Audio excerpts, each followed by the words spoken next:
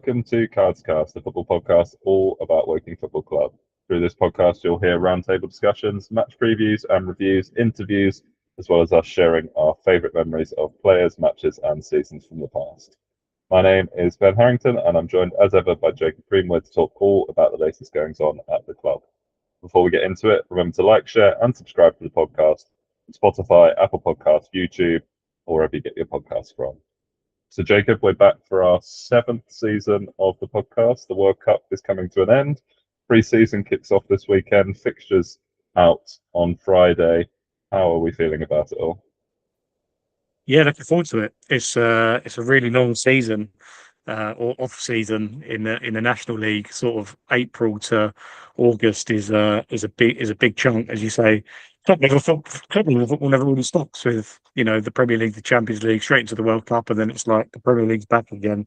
But yeah, we have a big gap, so it's been nice to see things come back to life. Signings, early signings, obviously, pre-season games coming along, as you mentioned as well, the fixtures and stuff like that. So yeah, I think people are going to start to get excited. Stuff like the kits and stuff coming out, I'm sure will all follow soon as well, and they will help sort of build up the anticipation for the new season. So yeah, I'm looking forward to it, as I'm sure everyone else is. It's the one time of year that I think every team in the league can dream of doing something, whereas episodes that were filmed throughout the season might not might not be as ambitious, depending on how it goes. But yeah, for now, we can all dream of what's going to come in the coming months. I feel like if we go back over the course of the 6 seasons that we've been doing this, I think we started in the COVID season, as we've talked about before. I think I've lost count of how many managers we've gone through now. Is this 5 that we're on in the time that we've been doing this podcast? It feels like every season in the last few years has followed the same pattern of starting with great expectation, sort of having a good period, a not so good period, usually ending in the manager getting sacked either just before or just after Christmas, building up to the summer with kind of a head of steam. We're going, right, next season is going to be the one. Is this season going to be the one? Yeah, I guess, and it does that. It sort of made me think it does feel a little bit like last summer as well, where that was, very much the case. Obviously, ones that were further in the past, I've sort of forgotten about more. But you're right, that is sort of how it always plays out. But yeah, I mean, last summer, the recruitment very simple. We'll go through all of this stuff, but recruitment very similar in terms of a lot of prospects, a manager who'd done well at the end of the previous season, all that kind of stuff, and a lot of momentum and expectations and that stuff. And obviously, it fell flat incredibly quickly with so many early games and just we were just losing a lot at the start, and then yeah, it's sort of all those kind of dreams get dashed in like August alone. So yeah, it can be tricky, but as you say, it's a roller coaster. But everyone, and I've seen it from other fan bases as well. As I say, all the teams in the league can sort of dream about what they can achieve, and there's so many teams, that are signing players, trying to convince themselves that that's the best player and they're going to be the one that leads them to, glory. Whereas it's not going to work out for everyone. It never does. But this is the time of year that everyone can make a case for them doing well, I guess, which is good. That's what football's about. I'm sure there might be a couple of teams at the bottom that just be happy to stay up, but a lot of the teams in the league will be looking to kick on. So yeah, I'm sure it'll be interesting, and the hype will only build, I'm sure, as we get closer to the start of the season.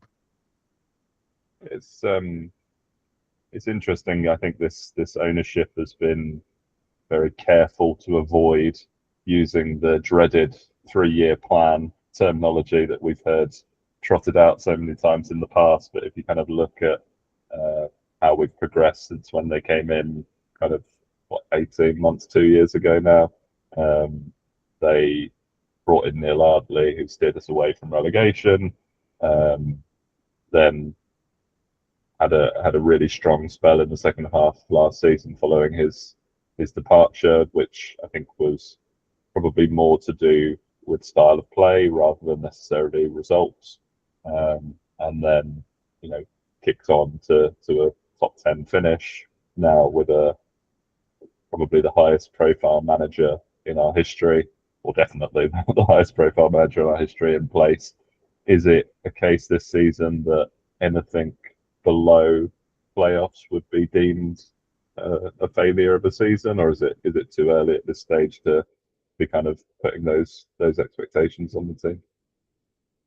That does seem to be the sort of messaging that's coming out of the club. As you say, they've not really gone and officially branded it as that, but certainly people have been speaking that saying that's the aim. I think that the goalposts will probably change. As they do throughout seasons, unfortunately.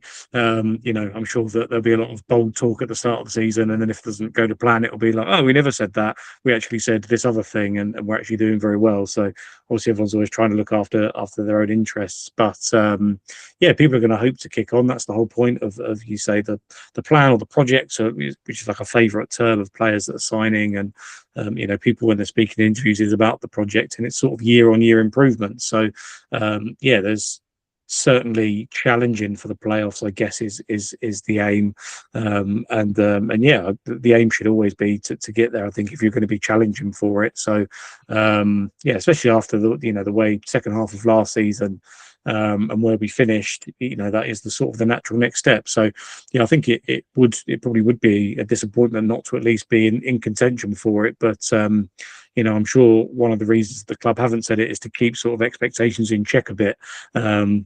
It's difficult when you start saying these lofty ambitions, and then people question why it's not happening, or it's not happening to the timeline that's given, and all of that stuff. So yeah, it could be tricky, but yeah, you mentioned about the style of play and stuff last season. I guess the bigger picture is that people just want to watch good style of football, exciting goals, all that kind of stuff. It's unrealistic to have that every single week, but having that and the positive results without having to sort of change everything mid-season again would definitely be nice. But yeah, as long as people see that we're continuing to build and go in the right direction, I guess that's probably what I would be looking for. But yeah, I mean, I'm sure there's loads of people out there that are almost certain we're going to get in the playoffs, and I'm slightly more reserved than that, because it always is always a disappointment if you set the bar that high. But yeah, it should certainly be the aim, I think, and that's the prism that you have to look through for everything that we do. Is that something that's going to help us get the playoffs? Every signing, every move we make, I think that's what you have to look at. So yeah, we won't know with some of these players until the season gets underway, but that should certainly be what we're looking to achieve. Yeah, I think it's always a challenge trying to analyze the squad and the signings, particularly at this level, where unless you're a very dedicated follower of non-league football, realistically, you're probably only going to have seen these players once or twice before, if at all. But I think it's been interesting looking at the profile of some of the signings that we've been making. There's certainly been a continued shift away from experience coming out of the Football League, which was the remit under Darren Sarll. Everything was how many hundred EFL appearances this player had made, and the experience they were going to bring to the team. It's now a model that seems to be based much more around potential players signing from lower divisions or dropping out of academy teams. I think that's probably based partly on a desire to be profitable as a football club. There's been more 2-year or even 3-year contracts being given out, which obviously protects the club, offers the opportunity for sell-on value, and also probably an acknowledgement of Jermaine Defoe, some of the players that he's likely to attract, and also the kind of profile of player that he's accustomed to working with, having done a lot of academy management. I think it's been interesting as well that there've been a lot of attacking players signed this summer. We've been very reliant over probably the last couple of years on loan signings, and Ollie Sampson had a fantastic season last season, and has got a move to League One off the back of it. But it's exciting, I think, to have some of these players that are actually going to be ours, and that they're going to be sort of projects that we might be able to keep hold of for more than to 12 months. So, as I say, difficult to judge at this early stage. But what have you made of kind of the signings overall, at least on paper, if nothing else?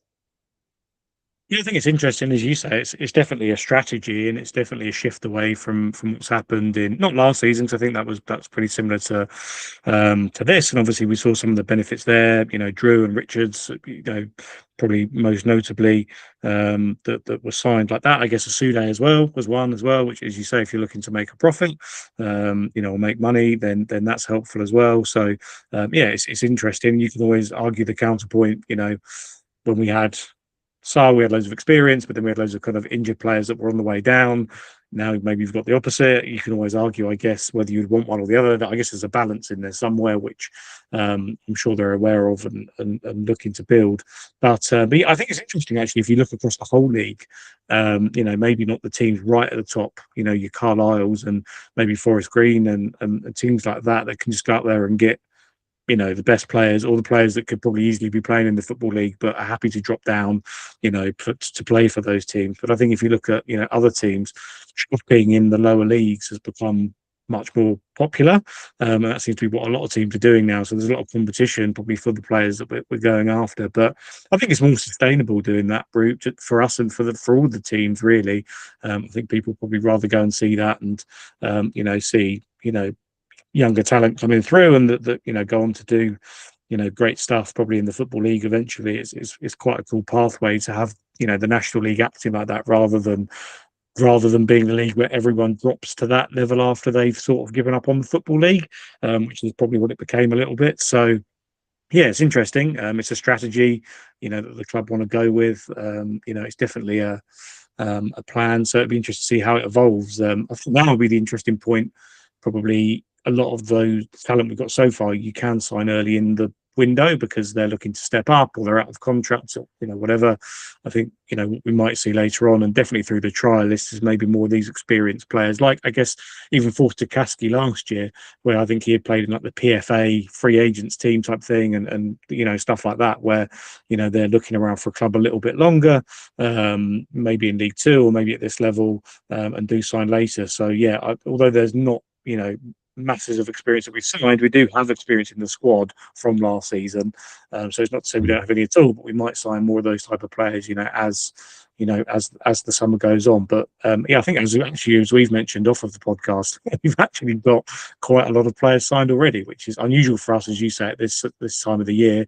But nice to have that, especially in the attacking areas after sort of last year where everyone was a loanee, and then we, as we saw over this summer, you sort of everyone disappears and you have to rebuild again. So yeah, nice to have some players of our own. I'm sure they won't all work out, you know, that they never do, but hopefully, yeah, the positives can outweigh the negatives, and as long as we keep sort of working at improving the squad, yeah, it should be exciting. I think this is probably a more exciting way of doing it rather than, oh, we signed this person that was a big name and then they get injured 3 games in and you don't see them for a few months, and it's just, you know, and then you have to rely on loans coming in to cover the injured players. It's just, you know, it's great having big names, but when it's big names on big wages and they're not playing, you know, well, we saw what happened because it happened to us and we almost got relegated. So we try and avoid that, I guess. Yeah, it's a 20 man squad at present, heading into the start of pre-season, which I think is a very healthy place to be. We'll do what we normally do, and we'll kind of run through block by block in defence, midfield, and forwards, and then try and take a look at kind of any potential gaps, and new signings that we might want to add.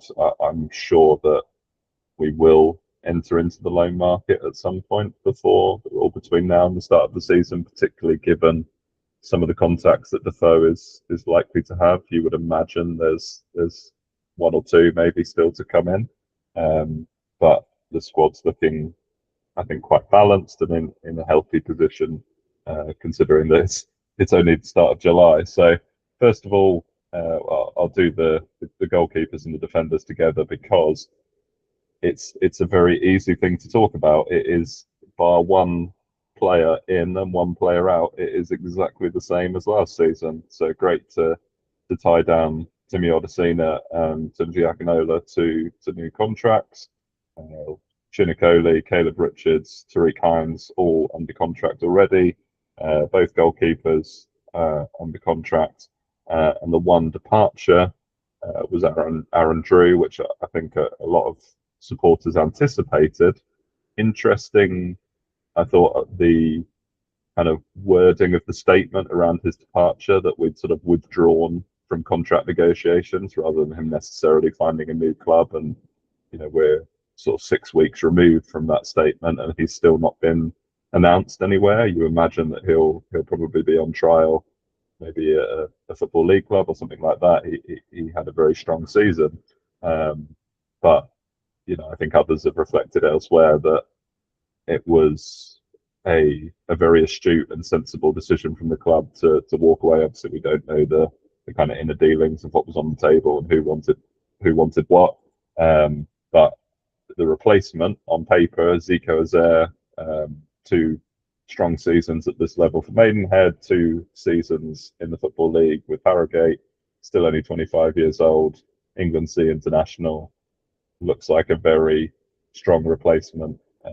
I think there have been concerns in the past that we leave ourselves a little bit light in defence, but we didn't need that extra player last season, and ultimately, kind of signing a 4th choice centre back or a 4th choice fullback is a luxury that clubs of our sort of size and stature are unlikely to be able to do, just to kind of keep a permanent member of the squad on a wage that's going to sit in the stands most games. The loan market is there kind of throughout the season if you get an injury, so it feels kind of much as we were last season. The defence has been sort of the cornerstone of our relative success for the last couple of years. We've not conceded too many goals, and that's ultimately what kept us in the division 2 years ago, and what saw us push on again last season. So hoping for more of the same, I guess. Yeah, definitely. It's good to keep consistency. And obviously, earlier I was saying, oh, look, it's sort of no experience. Well, there's plenty of experience in that defence, and they're going to have the consistency of playing with each other.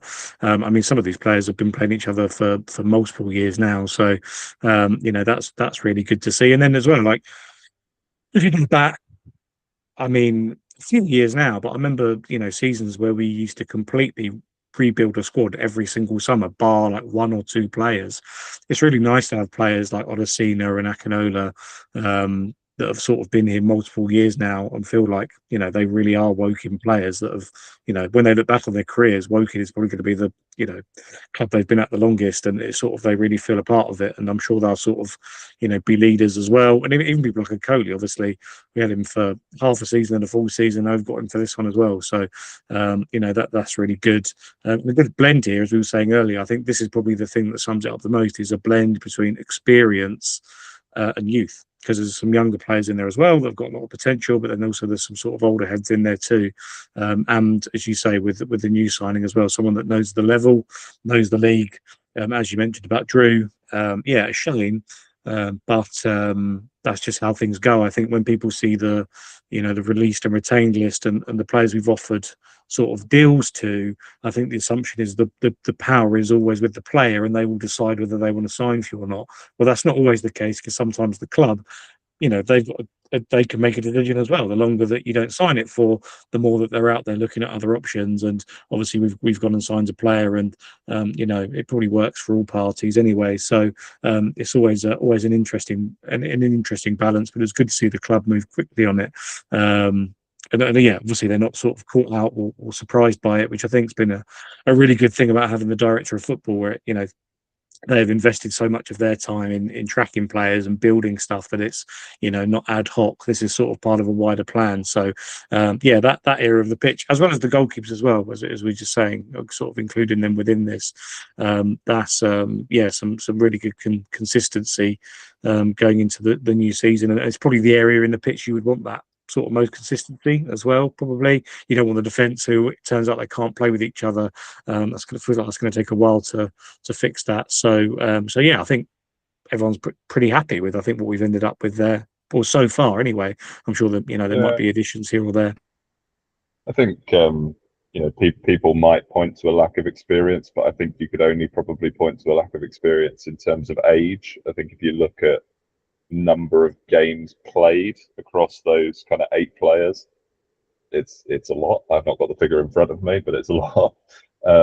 And you know, it is the defence that served us so well last season. So you know, everyone would love a Scott Cuthbert or someone like that. But I think players that are you know, of that level of experience, still of that level of quality, and are willing to take a kind of player coach role at this level are probably relatively few and far between. So, you know, ultimately, I feel quite comfortable with what we've got there at the moment. I think if we look a little bit further forward at the midfield, Jake Forster-Caskey stays, Roy Silla stays, and Timmy Akinola obviously on a 2.5 year deal. The new addition is Harrison Sona, which is quite an interesting signing to me. I can't say I've ever seen him play, but the first kind of Defoe connection, in that he was someone that Defoe would have come across at least briefly during their time together at Sunderland, played a handful of cup games for Sunderland, was also on the books for Aston Villa and got an FA Cup game there. So clearly someone that's got quality, still only 24 years old, has been at Cheltenham, has had National League experience on loan at Wildston, and most recently with Hereford. It feels like maybe we're still one short in midfield. I think if you were looking at gaps, and I say that only because of the fitness records of Forster-Caskey and Silla, respectively, and Sona still being a bit of an unknown prospect. We've decided to let go Jamie Andrews, which we've talked about before. One of the biggest benefits of Jamie Andrews was his availability. He barely ever missed a game. I wasn't surprised to see him get a contract at National League level going across to Solihull. It feels like maybe one short, as I say. Yeah, probably. It's always hard to tell, isn't it, when you don't know the formations? But I think that you probably would expect more players in there because, again, I don't think you can count on Siler or Forster-Caskey to be that fit. And obviously, also, there's sort of always rumours about, you know, Timmy Akinola had the release clause with his contract and all that kind of stuff could be triggered at any time, so on and so forth. So, you know, he could disappear within that. And then, and then all of a sudden it's looking very short.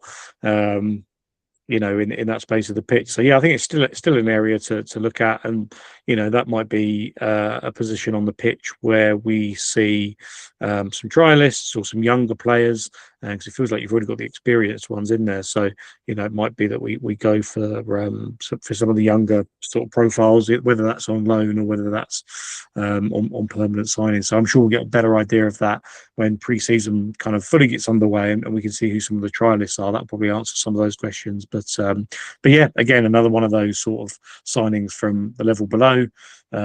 Seems highly regarded at Hereford. Obviously, Hereford didn't have a great season, but yeah, he was only there one season and did pretty well, and has done stuff before, and you know they thought highly of him. So yeah, one to watch. We'll definitely find out how he does at this level. But yeah, as you say, certainly the area of the pitch that's probably we can expect more to happen in the coming weeks with the midfield.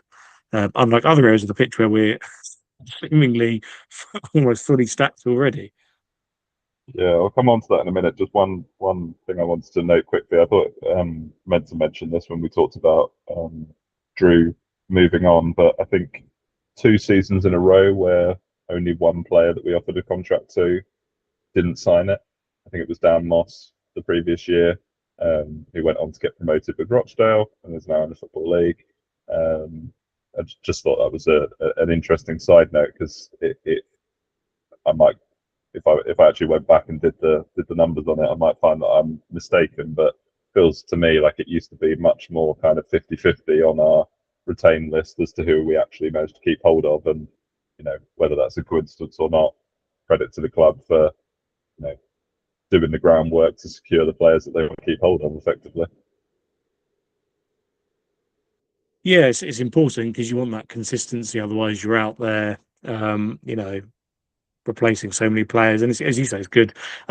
it's sort of one of my pet peeves when players and management let's talk about this project when we've never been actually told what the project is. But obviously they're selling it to players. I heard it with the interview that BBC Surrey did, I think, with Clark this week.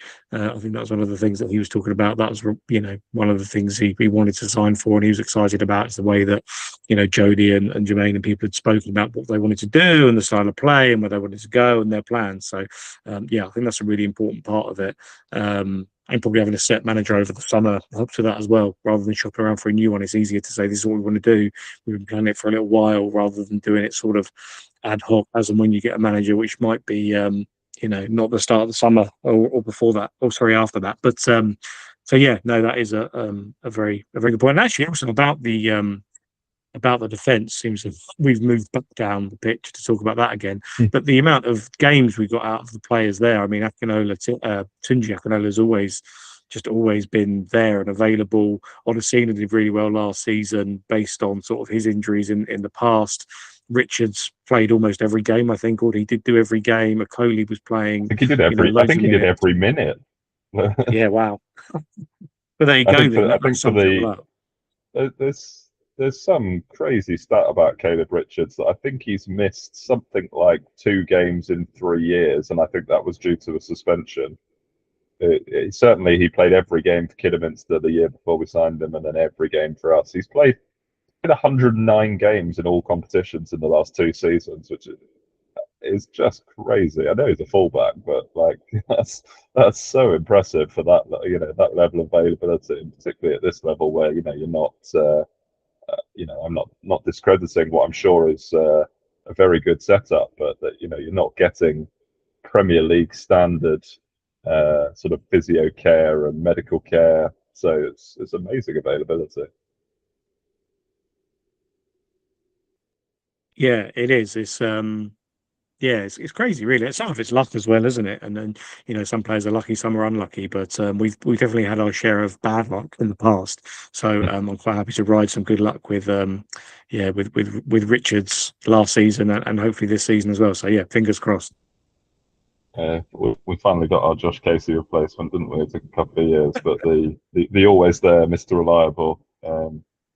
Very different kind of left back, but at least that they have in common. So moving on, I'm not quite sure how to group this next set of players, because as you say, it is quite dependent on what formation that we're going to end up lining up in. And I've seen kind of rumours of 4-2-3-1, 4-3-3.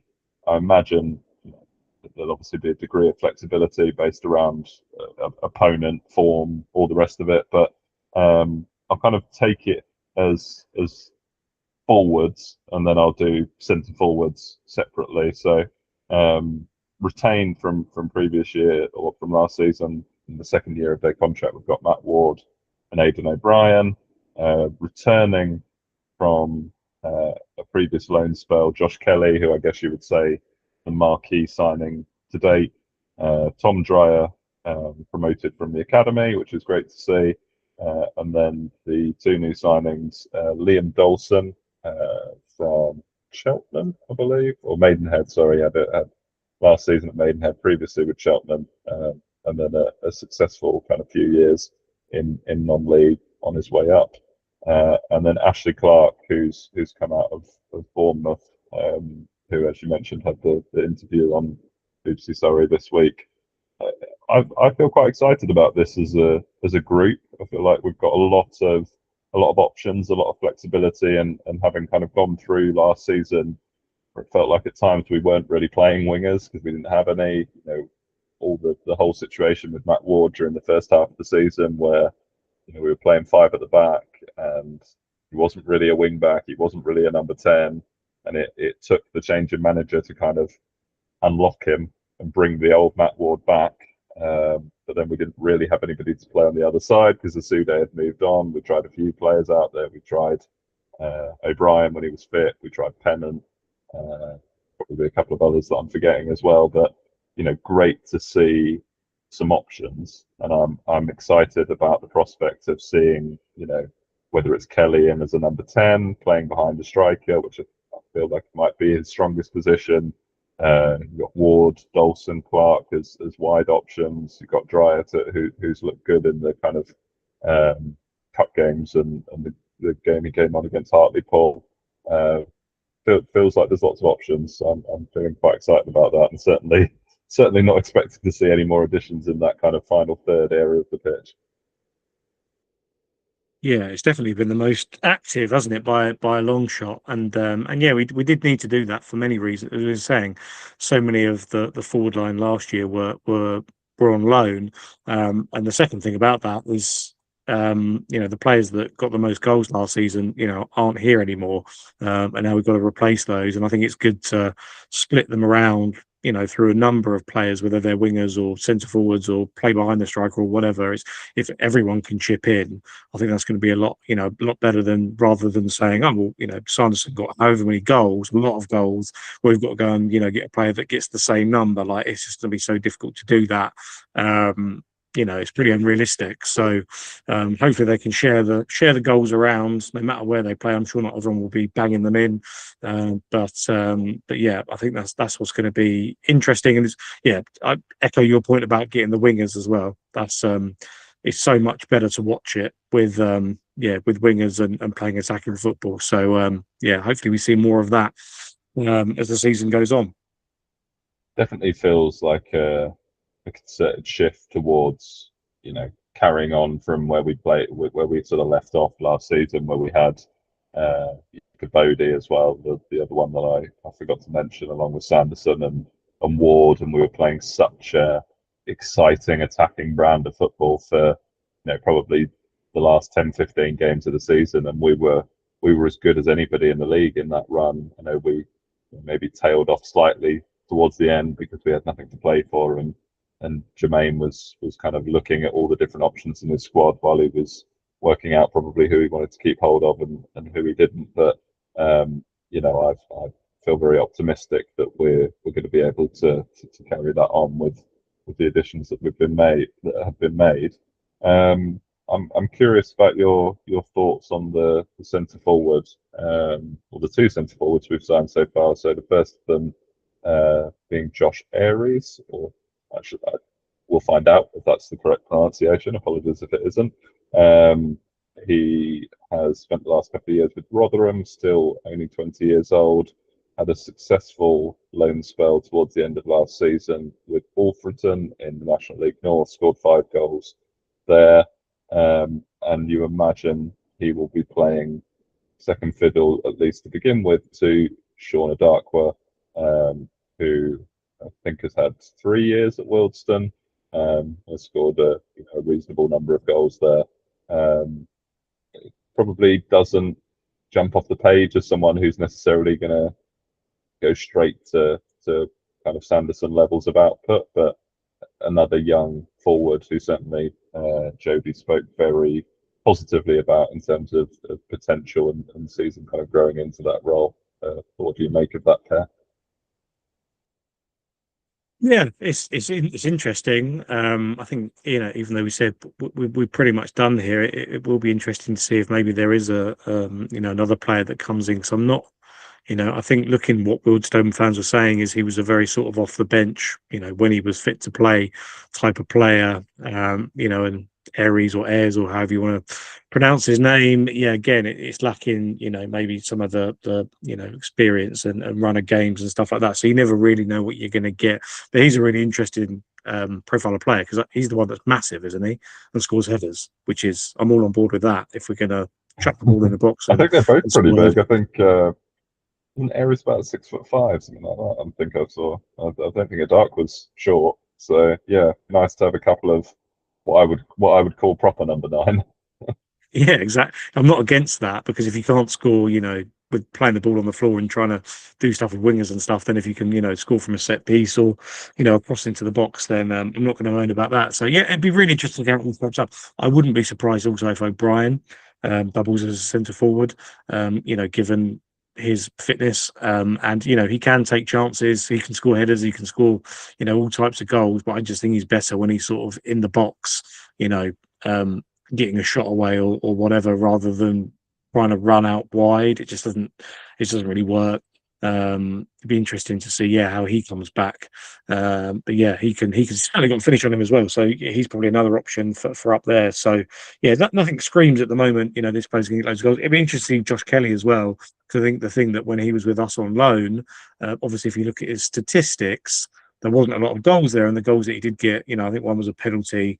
The Southend one, he kind of fell into the goal with the ball, like it was kind of not a great finish, kind of falling over the line with it almost. But he did facilitate other players like Sanderson to play better and get goals. So it'd be interesting to see when he comes back if he's, is he going to be scoring goals, or is he going to be all about assists and freeing up other players? We don't really know, but obviously it'd be really good if he can chip in as well, which he has done before in his career. It's not that he doesn't score goals, but They I just seem don't think we to. really saw that last time. I think I was having a look at Kelly's stats. He generally goes sort of 1 in 3 at this level, both for Maidenhead and for Solihull. The goals dried up a little bit while he was at Wimbledon, but I know that he was still getting a lot of praise for his performances, certainly in the year that Wimbledon got promoted from League Two to League One. Um, my, obviously without having seen them play in pre-season yet, my expectation is that it's going to be 4-2-3-1, and it will be Kelly behind an Adaka or an Aries. And I wonder if that's maybe where O'Brien comes in as well as another option in that position. We've not yet replaced Harry Beautyman with a kind of like for like replacement. But I wonder, given that O'Brien is probably the oldest, other than Craig Ross, the oldest player in the squad at 32, 33 in October.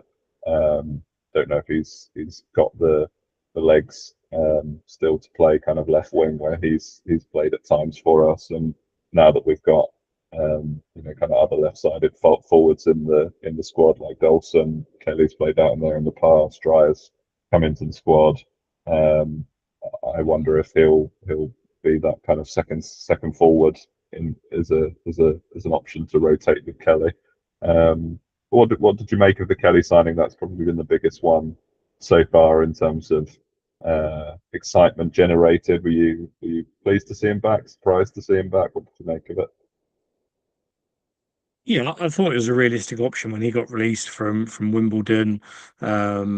Obviously after being here last year, although a lot has changed since obviously he played for us. So, it's an interesting one. I think potentially the longest deal I've ever seen handed out, if you include the third year, which is obviously optional. I'm not sure I've ever seen us chuck out a 3-year deal to anyone. So that's pretty crazy, but it shows, like, I guess another club, the Am I club right see in him. saying we gave did we give Grego Cox 2.5? I Yeah, think because well, he got an he extension signed as up one well. year and then we extended him to by the rest of that season we were in, and the next 2 years. It's probably the longest that I can remember. We were trapped in for a while. I definitely know that much. Too long, but yeah, but it's interesting, and obviously there's risk of that. Yeah, there is a risk with anyone that you do that to. There's a risk with giving Kelly one as well. But that's the thing as well. I think it is hard. I think, as I say, when you watch sort of here are the goals he scored, and you just think, well, that's they weren't that impressive. But then I think if you look at sort of the wider stuff he did at the time when we signed him. We were struggling, and I think he really started getting Sanderson going, and yeah, we sort of turned the corner, and obviously then he got he got injured. So yeah, it'll be interesting. I think it'll be good to see. Again, it's very cliched stuff, isn't it, about get a pre-season and all that kind of nonsense, but it will be interesting now he's here and he's here full time and for a long time, sort of how that develops and plays out, rather than him just being a loanee that was always gonna return to his parent club. So yeah, be interesting that. And I guess also the injury was an interesting one, because again, it's not like a hamstring or something that's going to keep going. I think he broke his foot, didn't he?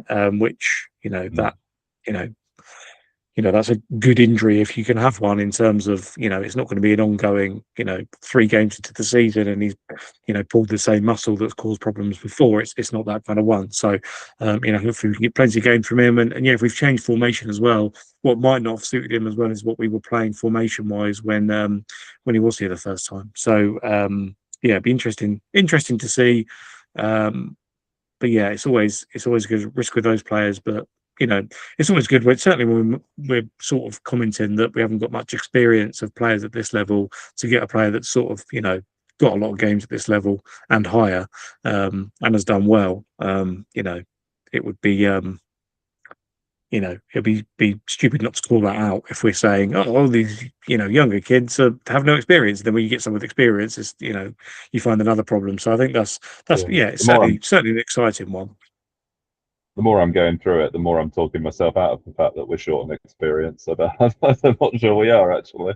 I think there's a distinct lack of players over 30, but that doesn't necessarily mean there's a lack of experience. So, yeah. But we got we'll rattle through a couple more talking points before we wrap up. I would forgive you if the answer was no, but have you seen anything of what the other teams have been up to, and any kind of thoughts on what's happening around the league? If it's, you always take the betting odds with a slight pinch of salt at this level, but having a look, we're currently 50-1 for the title, which puts us in 10th position, strangely enough, which is where we finished in the league last year. And the teams that are above us are the 6 teams that were, or yeah, five teams that were in the playoffs and weren't promoted, and the 2 relegated teams, and Yeovil, who I know have had a very busy summer. So it doesn't take a genius to work out where they got those names from, but yeah, any thoughts on kind of what's been happening around the league? I think the only thing is what I sort of mentioned earlier is I think we're not the only team out there that's recruiting players from the step below or 2 steps below in some cases, and looking to grow their squads that way. Obviously, you mentioned Yeovil, Aldershot, again very similar with the approach they're now taking. And other teams as well, picking up players which have done well in the Conference South, the Conference North, or wherever.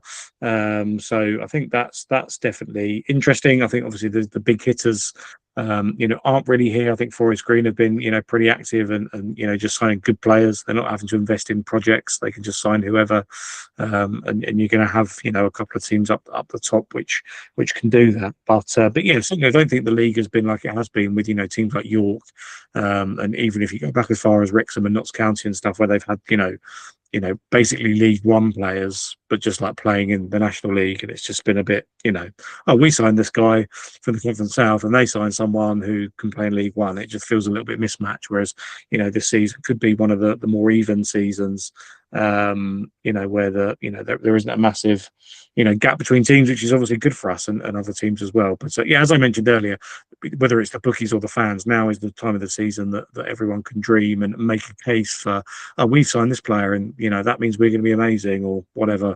You'll see a lot of that. I'm sure every team will think they've got a chance of doing something, until the season starts, and it can go wrong pretty quickly. So but no, I think, as I mentioned, signing the younger profile of players to develop them and sell them on, or progress with them in the team, has sort of been something. I think that'll probably improve the quality maybe of the football and the style of play and stuff, in the league next season. We'll have to wait and see, or if teams will just go for long throws again and do that. Maybe they'll just do, teams do that. Wrexham did that and still got promoted, so who knows.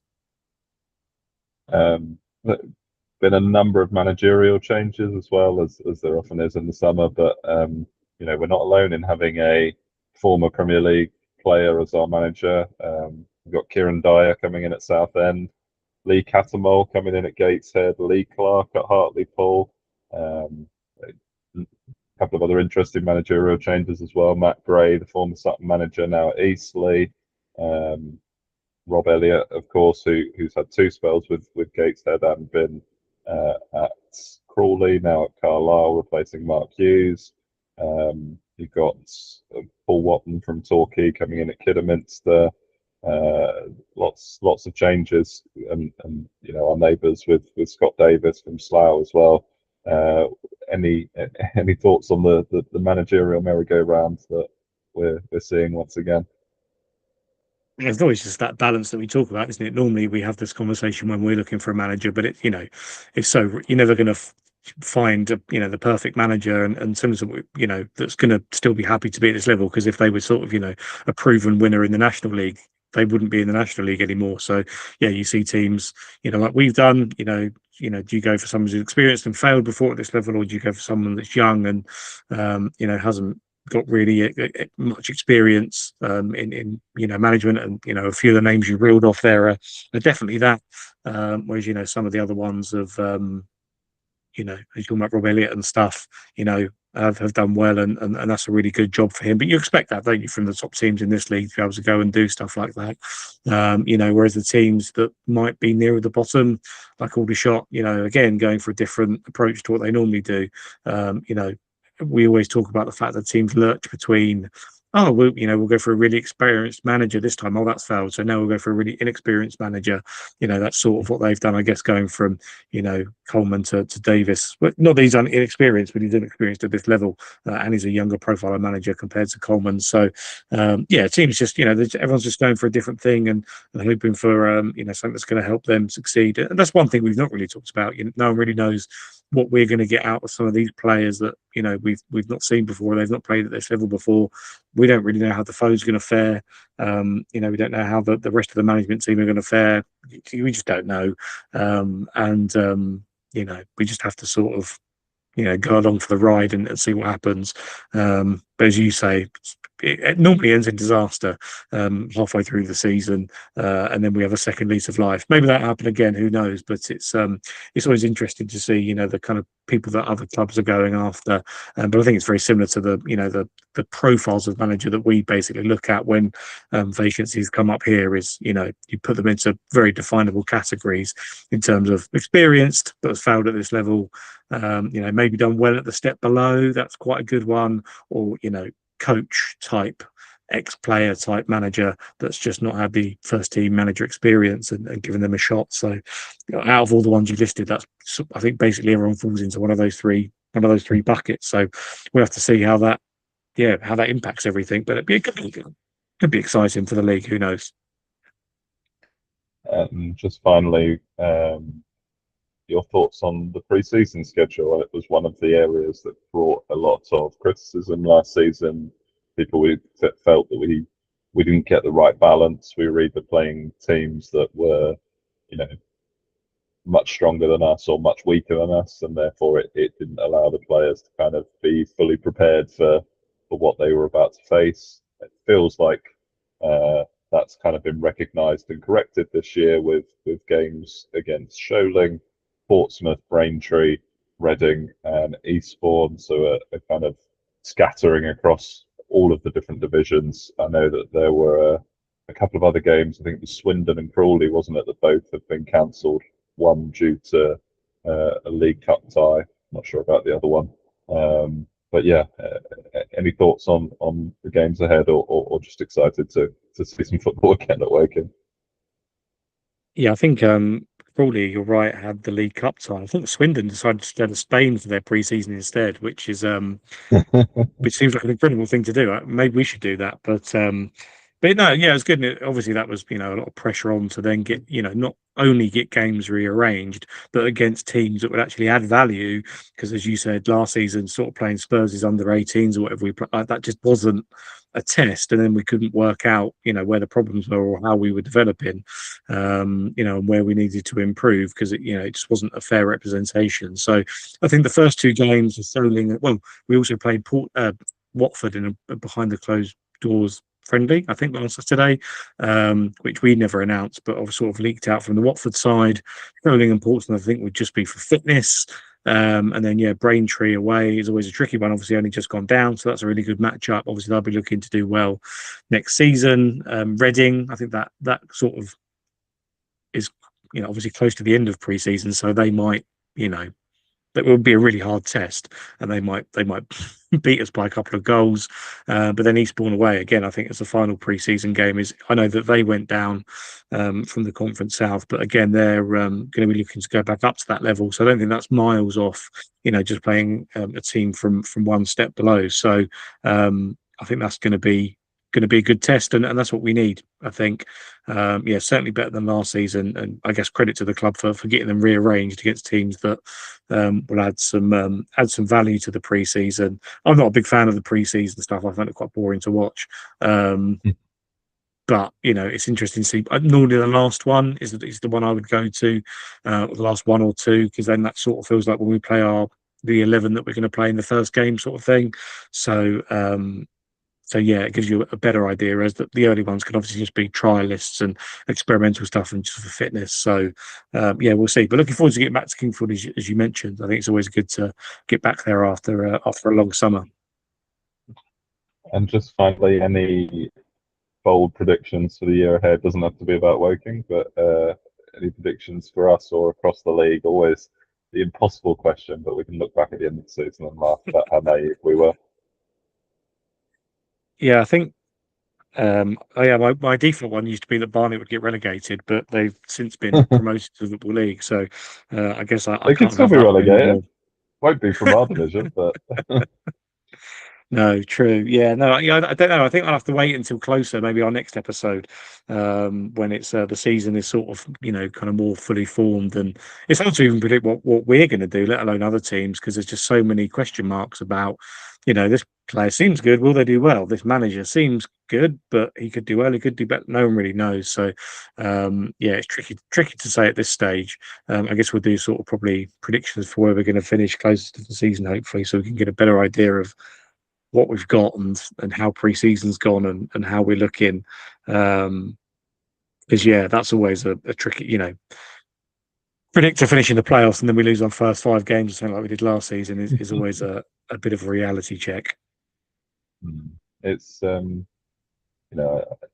all the kind of bookie odds and everything I've looked, Carlisle are heavy favourites. I think they got a record points tally last season, didn't they? Despite the fact that they finished quite some distance behind the top two.